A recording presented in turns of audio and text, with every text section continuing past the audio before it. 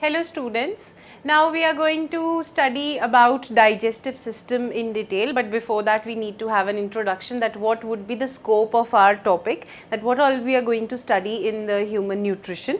We have done plant nutrition, now we come to the human nutrition. You know, food is the most vital thing for every living organism, and our food includes carbohydrates, it includes vitamins, it includes proteins, it includes minerals which are required by every organism for its sustenance.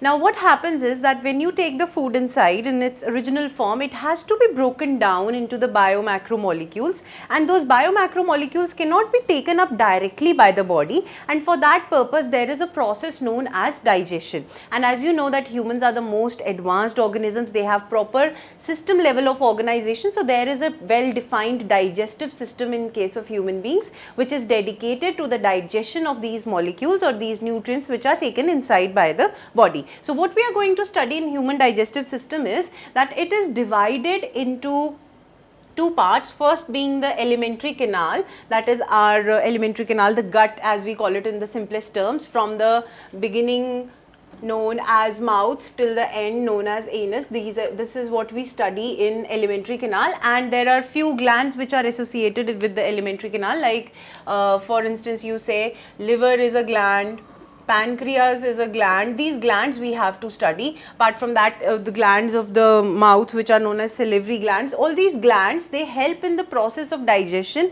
and the easy movement of the food or the bolus. Food particle is known as bolus. We are going to study all these things in detail, but they pass through alimentary canal. These associated glands, they throw their secretions in the alimentary canal so that the food gets digested. Then we deal with the organs of the digestive system, because our alimentary canal is quite long. It is divided into various organs. The partitions of the alimentary canal, they are termed as organs which are involved in the process of digestion.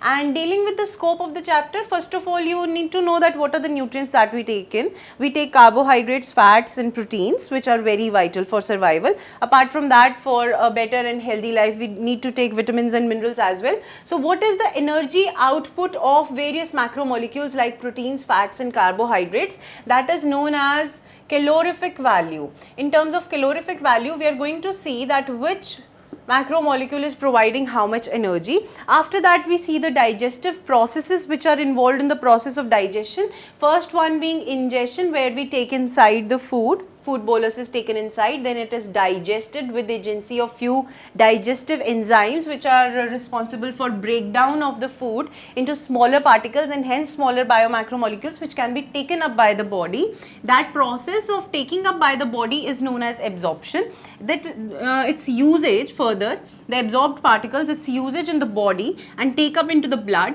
and then take up by the tissues is known as assimilation, followed by the process of throwing out the waste through the body in the form of fecal matter, that is known as egestion. Then we have to deal individually with the digestion of carbohydrates, proteins and fats in the gut. Entirely we have few organs in the alimentary canal, like we have stomach, we have small intestine. These two organs, they play a very important role in the digestion as well as the absorption of all these components of the food, and we deal individually with the digestion of each, digestion and absorption in each organ, how it occurs. And lastly, if the digestive system is not working properly, what are the disorders an individual would face, because digestive system is very important, survival of organism.